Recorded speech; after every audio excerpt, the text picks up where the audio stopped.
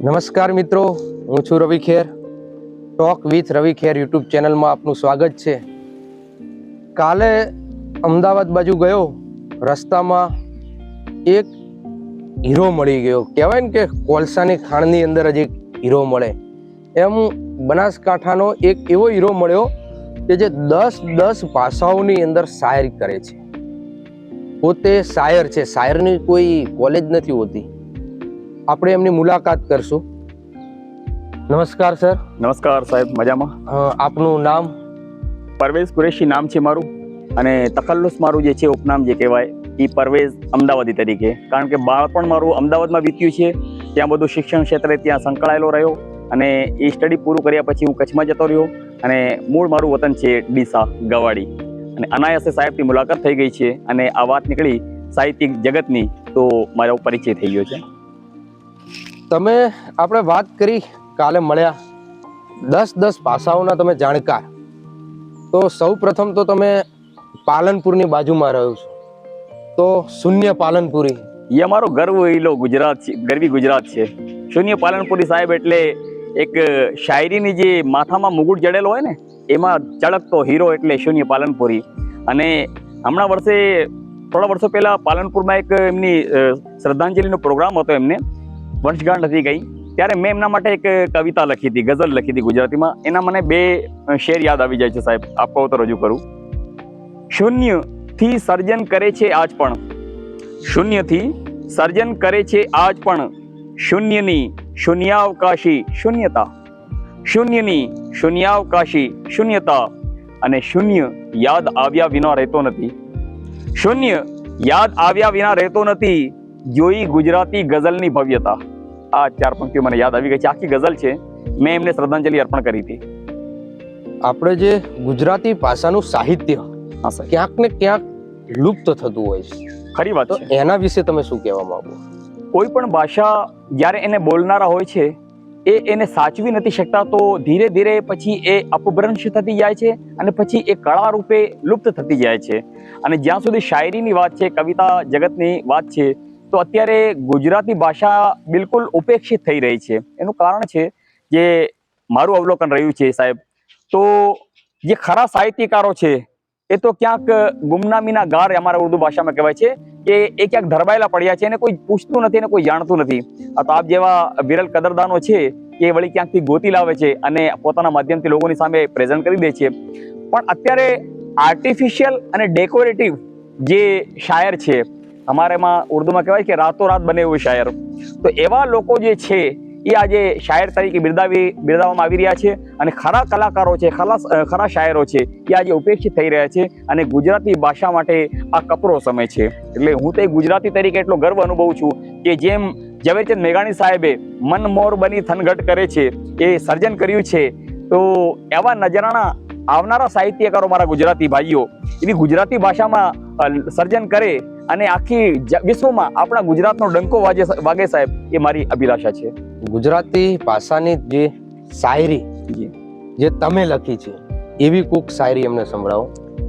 જ્યાં પ્રેમના ગાયા મળી, ગીત અમે જ્યાં પ્રેમના ગાયા મળી, સપ્તરંગી પ્રીતની છાયા મળી. છાયાનો એક જ કલર હોય છે, પણ આ ગુજરાતી એને સપ્તરંગી વર્ણવી છે. બસ આ એક મને શેર યાદ આવી ગયો છે. બાકી તો સાહિત્ય જ્યારે મુલાકાતો થશે, તો ધીરે ધીરે મારું જે પણ સાહિત્ય છે આપ લોકોની સમક્ષ આવશે, અને આપ જેવી કદરદાની કરશો એવી અમારી કળાઓ ખીલશે. સંસ્કૃત સાહિત્યની અંદર જી સાહેબ તમારી પકડ, અમારે લગભગ હિન્દુ ધર્મની અંદર બ્રાહ્મણોની પકડ વધારે હોય. ખરી વાત છે. તો તમારી પકડ સંસ્કૃતની અંદર કઈ રીતે સાહેબ? આને આમ કહીએ તો સારું લાગશે. આજે ડોળાયેલા વાતાવરણની અંદર આપે જે પ્રશ્ન પૂછ્યો, બહુ આનંદ થયો સાહેબ, કે આને જ કહેવાય કે મિયા મહાદેવ કી સંગત. વાહ! મિયાની સાથે આજે મહાદેવ મળ્યા છે, અને કોમી એકતાનું એક વાતાવરણ બની ગયું છે. સાહિત્યિક જગત તો ઠીક, લેકિન આજે કોમિક એકતાની સાથે વાતાવરણનું સર્જન કર્યું છે. તો સાહેબ, ભાષા ઉપર કોઈ પણ સમાજ કે પ્રજાતિનો પ્રભુત્વ નથી હોતો. ભાષા અલૌકિક છે, હે ને? એ વૈશ્વિક છે, બરાબર છે. એક અરબમાં રહેવા વાળો સંસ્કૃતનો પંડિત હોઈ શકે છે, અને એક આપણા દ્વારકામાં રહેવા વાળા પંડિતજી એ ફારસી ભાષાની અંદર બહુ સારી ગઝલો લખી શકતા હોય છે. એવું છે, આપણા ભારતમાં એવું બન્યું છે.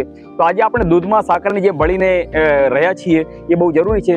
સંસ્કૃત ભાષા બહુ ગૂઢ ભાષા છે, અને ભાષાઓની જનની કહીએ તો પણ કદાચ ખોટું નહીં હોય, કારણ કે ઘણી બધી ભાષાઓ એમાંથી સર્જન થઈ છે, એટલી ગુડ ભાષાઓ છે. અને જ્યાં સુધી શાયરીની વાત કરું તો શાયરીનો ઇતિહાસ 5000 વર્ષ સુધીનો અમારી નજરમાં છે. 5000 વર્ષ જૂની જે શાયરી છે એ સંસ્કૃત ભાષામાં છે, અને જેને આપણે ભગવદ્ ગીતા કહીએ છીએ. શ્રી કૃષ્ણજી જ્યારે ઊભા છે અને મહાભારતનું યુદ્ધ ચાલી રહ્યું છે, ત્યારે અર્જુન બાણાવાળી ઊભો હોય છે, ત્યારે જે શ્રી કૃષ્ણજીની મુખમાંથી જે વાણી સરવાણી ફૂટે છે, બસ એનો એ શાયરી છે અને સંસ્કૃત ભાષામાં છે. દાખલા તરીકે યોગ ક્ષેમમ વાહમ્યમ વગેરે. તો સંસ્કૃત ભાષા બહુ મીઠી ભાષા છે, પણ અમારું જેને કહેવાય કે કમનસીબી આપણા ભારત સમાજની, કે આજે એ ભાષા સ્કૂલમાં પણ એટલી બધી છોકરાઓ બોલતા નથી, અને એના ઉપર ગર્વ હોવો જોઈએ. મેં અમારા પૈગંબર સાહેબ મોહમ્મદ પૈગંબર સલ્લલ્લાહુ અલૈહિ વસલ્લમની જે સ્તુતિમાં નાત શરીફ રૂપે એક સંસ્કૃત ભાષામાં કલામ લખ્યું હતું. તો એમાં જો મને 2 પંક્તિ યાદ આવી જાય તો સાહેબને અર્પણ કરું. દિવ્ય જ્યોતિર્મય મહામત શુભ નયન મુખ મંગલમ. દિવ્ય જ્યોતિર્મય મહામત શુભ નયન મુખ મંગલમ. અવતરણ અંતિમ ચરણ મધ્યમ જીવન સર્જન પ્રથમ. અવતરણ અંતિમ ચરણ મધ્યમ જીવન સર્જન પ્રથમ. સાહેબ આ એકની સ્તુતિ લખી હતી સંસ્કૃત ભાષામાં. ઘણા બધા શેર છે, પણ કહું છું ને કે યાદ રાખવું મુશ્કેલ થઈ જાય છે. અરબી ભાષાની અંદર કોઈ તમે જે લખ્યું હોય એ સાહેબ? હા જી, અરબી તો આપ સમજી શકો છો સાહેબ કે અમારે મુસ્લિમ સમાજથી રિલેટેડ અરબસ્તાનથી જે ભાષા આવી છે, એક સમય હતો કે અહીંના ઘણા બધા કેરલામાં તમે જતા રહો, તેમાં મુસ્લિમ નહીં, જે આપણા મુસ્લિમ ભાઈઓ નથી, બિન મુસ્લિમ, એ પણ અરબી ભાષાના બહુ પ્રખર જાણકાર હતા. પણ આજે શું છે, ધીરે ધીરે સમયના વહેણમાં બધું તણાતું જાય છે સાહેબ. તો એક જમાનામાં મેં અરબી ભાષામાં કંઈક લખ્યું છે, આખા કલામ લખેલા છે, પણ મને કોઈ શેર યાદ આવી જાય તો હું આપને સંભળાવી દઉં. યા ઇબાદી ઇફરહુ લા તકનતો મિર રહમતી. યા ઇબાદી ઇફરહુ લા તકનતો મિર રહમતી. કુલુ હાઝા ફઝલે રબ્બી વદખુલી ફી જન્નતી. ત્યારે એક આપણા જે સર્જનહાર કહી રહ્યા છે કે મારા બંદા, તું શું કામ ટેન્શનમાં છે, કેમ ગભરાયેલો છે? મારી રહેમતથી, મારી કૃપાથી તું નાસીપાસ ના થા, હતાશ ના થા. તું એટલું કહી દે કે આ મારા રબનો ફઝલ છે, મારા સર્જનહારની કૃપા છે, અને મારા સ્વર્ગમાં દાખલ થઈ જા. આ એક અરબી ભાષાનો શેર હતો સાહેબ. મારવાડી ભાષા, જેમાં તમે સારું પ્રભુત્વ, અને મારવાડી ભાષામાં પણ તમે સારી શાયરી. સાહેબ મારવાડી એવી ભાષા છે કે એ અમારા બ્લડમાં છે, એટલા માટે કે અમે મારવાડી સમાજમાંથી જ આવીએ છીએ. ધાર્મિક સાહિત્ય વધારે લખ્યું છે, મને રુચિ હતી એટલે. તો સાહેબ એમાં એક સ્તુતિ લખી હતી કે ખુદા પસે હે જેનારો હેંગામો ઊંસો મકામ. ખુદા પસે હે જેનારો હેંગામો ઊંસો મકામ. જીબાન પાકવે થોરી તો તું વનારો લે નામ. હે ને, કે અમે અમારી જે મતલબ મેન્ટાલિટી છે, મુસ્લિમ જે અમારી જે ધાર્મિક આસ્થા છે, કે ખુદા પછી જો કોઈ અમારા માટે આદરણીય છે તો એ છે મોહમ્મદ પૈગંબર સલ્લલ્લાહુ અલૈહિ વસલ્લમ. બરાબર. તો મેં કીધું છે કે ખુદા પછી જે સ્થાન છે એ આપનું છે, બરાબર છે, મોહમ્મદ પૈગંબર સલ્લલ્લાહુ અલૈહિ વસલ્લમનું. અને તમારી જો જીભ પવિત્ર હોય, પુનિત હોય, તો તમે એ પવિત્ર જીભથી એમનું નામ લો. બસ આ એક મારવાડી ભાષાનો મને શેર યાદ આવી ગયો. અત્યાર સુધી તમે બધા વિષયોની થઈ. જી સાહેબ. અને પોતે બનાવેલી શાયરી કેટલી હશે? બધી અમારી પોતાની છે. એટલે અંદાજે કેટલી હશે? એમ કે ટોટલ મેં 1900 થી 2000 મતલબ જે કવિતાઓ મારી પોતાની છે. એમાં એવું નથી કે કવિતા દાખલા તરીકે 8-10 શેરની હોય છે, પણ ઘણા મારા કલામો એવા છે કે જેમાં લગભગ નહીં હોય તો 100 શેર છે. મતલબ બહુ મોટી કવિતાઓ પણ છે, નઝમો છે, ગઝલો છે, બધી ઇસ્લામિક સાહિત્ય વધારે છે. હા, ફરમાઈશ આવે છે ત્યારે પણ હું બધી રીતે લખી આપું છું. જે સ્ટુડિયો વાળા હોય છે, લખાવે છે, એ પ્રોફેશનલ મારો વિષય છે, પછી એનું મને મહેનતાણું ચૂકવી દે છે. હું પ્રોફેશનલ પણ શાયર છું અને લખી આપું છું. ફિલ્મ ઇન્ડસ્ટ્રીઝમાંથી કે ક્યાંથી આવતું હોય એવું સમજો નહીં વાતને. હા, ફિલ્મ ઇન્ડસ્ટ્રીઝમાં લગભગ 2-4 વર્ષ પહેલા મારા મિત્રોએ મને બહુ ધક્કો માર્યો હતો. ત્યારે હું ગયો હતો મુલાકાત માટે. એટલું સારું રહ્યું મને કે દેવ બાસુ જેવા ડિરેક્ટરથી મારી મુલાકાત થઈ, અને એ પ્રથમ મુલાકાતમાં જ મારાથી એટલા બધા અભિભૂત થઈ ગયા છે કે દેવ બાસુનો મારી સાથે કમિટમેન્ટ અને પ્રોમિસ છે कि परवेश जब भी मेरा फाइनेंसर खड़ा हो जाएगा ना और हम फिल्म बनाएंगे, साला गीत तो मैं तुमसे लिखवाऊंगा. ये देव बसु साहेब નો સાહેબ મારા માટે એક અહોભાવ છે. તો એક માલિકની મહેરબાની છે કે ગુજરાતની આ ભૂમિમાંથી આપણે ઉપડ્યા છે, ગરવી ગુજરાત ઉપર આપણે ગર્વ છે, અને મુંબઈમાં આપણે જ્યારે પગ રાખ્યો ત્યારે આપણી જે કલમની તાકાત હતી એ ગુજરાતી મનાવી લીધી. સાહેબ શું વાત કરો. તમે ખાસ કરીને કેવા પ્રોગ્રામોની અંદર જાઓ છો?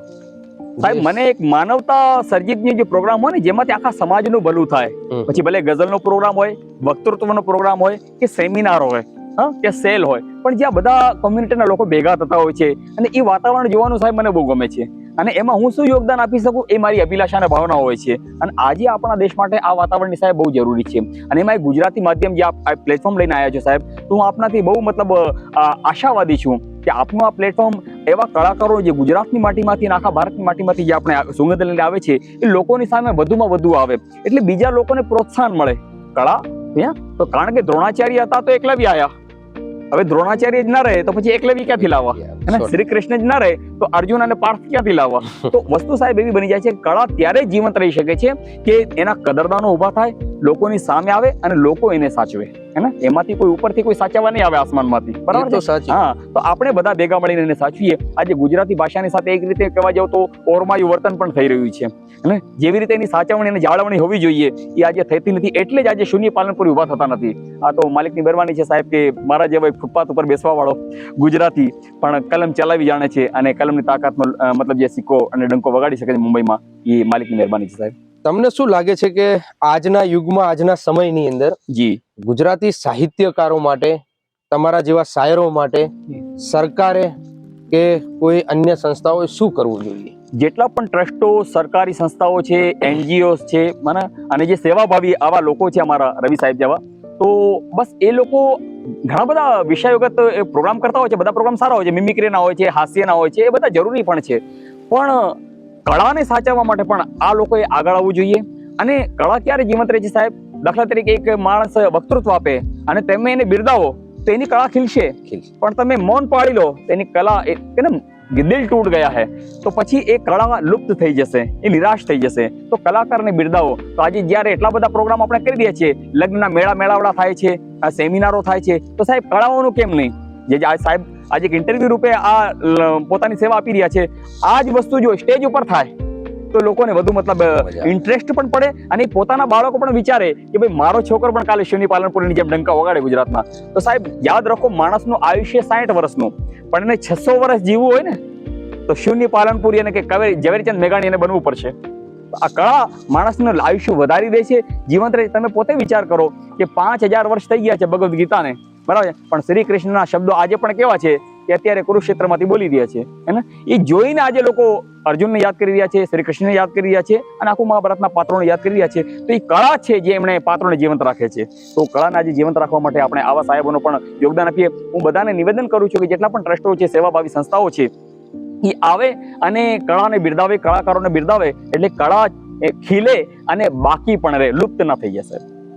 કદાચ તમને કોઈ પ્રશ્ન પૂછવાનો બાકી રહી ગયો હોય અને તમને એવું લાગતું હોય કે તમે લોકોને કહેવા માંગો છો, જી, એવું કંઈ હોય તો તમે દર્શક મિત્રોને કહી શકો.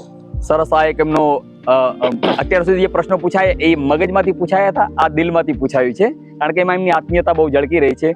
હવે મારા જેવો તો સાહેબ શું બોલી જાણે છે અને શું પ્રશ્ન ઉદ્ભવે, બસ મારું તો કામકાજ છે બોલતા રહેવાનું. એ પણ હા, પણ સાહેબે જયારે પ્રશ્ન પૂછી લીધો છે તો એમાં એટલું કહી દઉં કે આજના વાતાવરણને નજર સમક્ષ રાખી અને જે લોકો ઉપેક્ષિત છે એમને આપણે અપેક્ષા સભર બનાવીએ, હે ને, એમની કળાને બિરદાવીએ અને જે વ્યક્તિ જે વાતનો હકદાર છે એ હક એને આપણે આપીએ, બરાબર છે, જે પ્લેટફોર્મનો હકદાર છે. તો સાહેબ શું થશે કે બીજા લોકોને મોટિવેશન મળશે. આપનો દેશનું વાતાવરણ છે, અચ્છા, કળાઓમાં કેવું થાય છે, એક તરફ તો શૂન્ય પાલનપુરી હોય છે, જે અમારા મુસ્લિમ બલોચ છે, એક તરફ ઝવેરચંદ મેઘાણી હોય છે, કવિ કલાપી હોય છે. હવે જયારે આ બધા ભેગા થાય છે ત્યારે ભારતીય વાતાવરણ નજર આવે છે. તો આ જો વાતાવરણ, જો કળાના માધ્યમથી જ આપણે ભારતને અખંડ ભારત બનાવી શકીએ છીએ. અને આજે જે વેરઝેરનું વાતાવરણ થઈ રહ્યું છે, બરાબર છે, જે લોકોની સમજદારી ઘટતી જાય છે, એ સમજદારી પાછી કાલે આપણી બિલકુલ 500 વર્ષ અગાઉ જે આપણી હતી એવી સારી ભારતીય સંસ્કૃતિની સુવાસવાળી આપણી વાતાવરણ બની જાય, એ કળાના માધ્યમથી શક્ય છે સાહેબ. એટલે ગુજરાતી ભાષાથી આપણે શરૂઆત કરી, પછી હિન્દી હોય, ઉર્દુ હોય, જે એ બધી ભાષાઓ આપણી ભારતીય ભાષાઓ છે, બરાબર, પણ આપણે એ પ્લેટફોર્મથી લોકોને એકત્રિત કરવાના છે અને એવું માત્ર સારું બોન્ડિંગ કરી દેવું જોઈએ કે પછી આપણે ભારતીય તરીકે આપણી ઓળખ બની જાય. કોઈ મુસલમાન નહીં, કોઈ હિન્દુ નહીં, કોઈ શીખ નહીં, કોઈ ક્રિશ્ચિયન નહીં, બધા કોણ? વન મેન આર્મી, બસ હમ ભારતીય હૈ અને જય જય ગરવી ગુજરાત. વાહ. બસ હવે છેલ્લે એક ભારત માતા વિશે જે તમે શાયરી લખી હોય એના વિશે પ્રેઝન્ટ કરો. તો હિન્દી ભાષામાં અત્યારે 15મી ઓગસ્ટ અને હું 26મી જાન્યુઆરી પર ખાસ દેશભક્તિ માટે પણ મેં ઘણું બધું લખ્યું છે, કોમી એકતા માટે બહુ ઘણું બધું લખ્યું છે. એમાં છે કે ભારત में हुए पैदा भारत में मरेंगे हम, भारत में हुए पैदा भारत में मरेंगे हम, इस देश पे तन मन धन कुर्बान करेंगे हम. વાહ વાહ. બસ આ જ અભિલાષી છે. અભિલાષા છે મારી કે બસ આ માટીમાંથી ઉગ્યા છીએ અને આ માટીમાં સમાઈ જઈએ, બસ એ જ મારી અભિલાષા. મિત્રો, ઘણા લોકોને મળ્યા પણ શાયરને મળવાનો મોકો બહુ ઓછો હોય છે. ગુજરાતી સાહિત્યની અંદર એમની સારી એવી પકડ, સંસ્કૃતની અંદર અરબીમાં 10 ભાષાઓના જાણકાર અને નિપુણ એ માણસની આજે મુલાકાત કરી બહુ મજા આવી. બસ હવે આગળ નવા લોકોને પણ આપણે મળશું. તમને મારો વિડીયો ગમ્યો હોય તો તમે મારી ચેનલને સબસ્ક્રાઈબ કરજો, લાઈક કરજો, કોમેન્ટ કરજો. જો તમે ફેસબુક ઉપર જોતા હોય તો મારા પેજને ફોલો કરજો અને ખૂબ સપોર્ટ આમને આમ આપતા રહેજો. અને તમારામાં પણ ક્યાંય કોઈ એવો હીરો છુપાયેલો હોય કે જેને ટેલેન્ટ છે અને હજુ પણ બહાર કાઢવાની જરૂર છે, એના ઉપર પ્રકાશ પાડવાની જરૂર છે, તો જરૂરથી મારો કોન્ટેક્ટ કરજો. હું એમનો કોન્ટેક્ટ કરવામાં અને એમને બહાર લાવવામાં જ્યાં પણ મારી જેટલી ભૂમિકા થતી હશે એટલું હું કામ કરીશ. બસ તો આજે આટલું જ.